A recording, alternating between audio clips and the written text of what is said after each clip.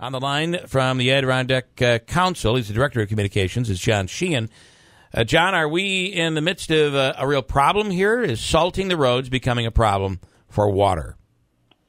It really is. Our concern is that we're finding that the streams of the park are saltier in the summertime than they are in the winter and in the spring, which is telling us that the salt is getting into the groundwater.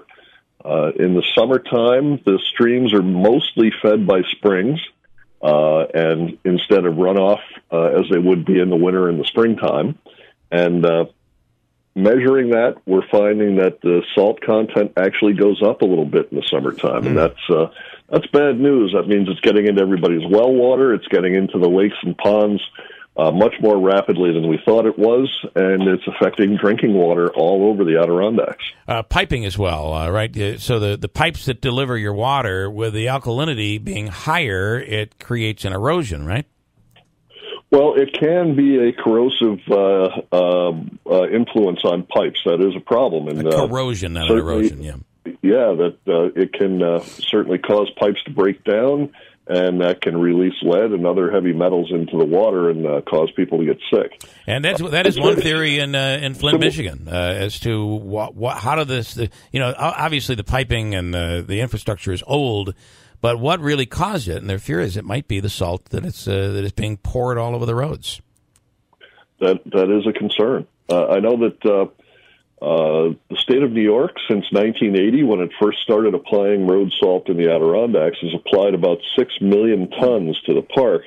That's equivalent to 1 ton for every acre of land in the Adirondacks over that period of time. Wow.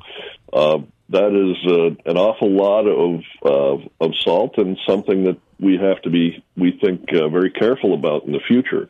There are a few places where there are alternative means being employed. All right, that was going to testing some other. That was going to be my question. Are there areas that don't use salt, and maybe they use sand or they use something else, and you find that the water, the streams, and the rivers there have less salt content?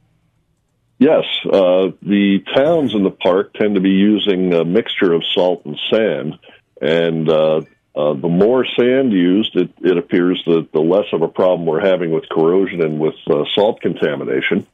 The only difficulty with sand is you've got to go back and pick it up at the end of the season. But with some small changes in the way our drainage patterns are set up on the roadside, we can install some catch basins that'll keep it out of trout streams and prevent it from affecting fish in that way. And therefore, we'd be protecting both the environment and our drinking water at the same time. What about this brine that we seem to be using now that they put on the roads prior to a storm? Is that also a salt base? It is, but it's a lot less salt than throwing rock salt down before a storm, and it stays on the road better.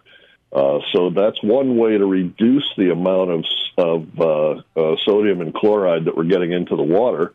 The only concern we have there is that some of the brines that come into the state are coming from places that are generating waste product from the oil and gas industry that sometimes can be radioactive. So we're concerned about the possibility of some of that wastewater being included in the brines that get applied on the roads in New York. So that's the one caveat where we're going to try and keep that from becoming part of the mix. But, this is brines really can help. John Sheehan is the Director of Communications at the Adirondack Council. One of the concerns, especially in the Adirondacks, is the use of salt and what it's doing to the waterways, the fish population. I read a story, I think Fortune magazine had this, and it's talking about a brine that they're using. But instead of a salt mixture, they're using beet juice and cheese brine, or beet juice and beer. Have you heard of that, and what are your thoughts?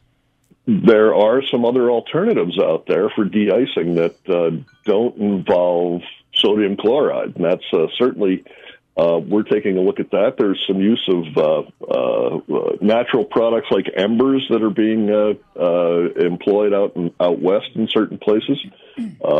The idea, I guess, is to find something that doesn't contaminate the water and doesn't cause the mess that we wind up having to regret later on. But there are lots of things being experimented with, and certainly we're concerned with the amount of salt that's getting into places like Lake George and Mirror Lake and Lake Placid.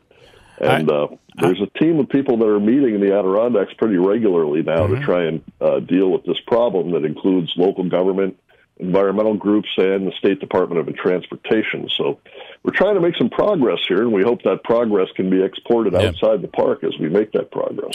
We shouldn't be surprised, right? I mean, for years we've heard about how cars in the Northeast struggle. The rust is far more prevalent because of the salt used on the roads. But right as much as your front lawn, if your lawn butts up against the street or the highway, you know that it's tough to grow grass there. Every spring, the salt kills the grass. So that's for sure. We probably shouldn't be surprised. If it kills the grass, it's probably not going to do all that much for fish. That's right. Yeah. All right, John, we'll keep on top of this. Very interesting story. And I hate to say, but we always seem to be, as a society, we wait until things get really bad before we finally act on something. Hopefully that's not the case with salt. Well, I think like acid rain in the Adirondacks, we notice the impacts before other places did, mainly because our soils are thin. We have steep slopes, and chemical changes happen faster under those conditions than they do in other places. So hopefully we can learn from what we've done, but also reverse some of that damage at the same time. All right. John, keep us updated. Hopefully we'll do this again. Thanks.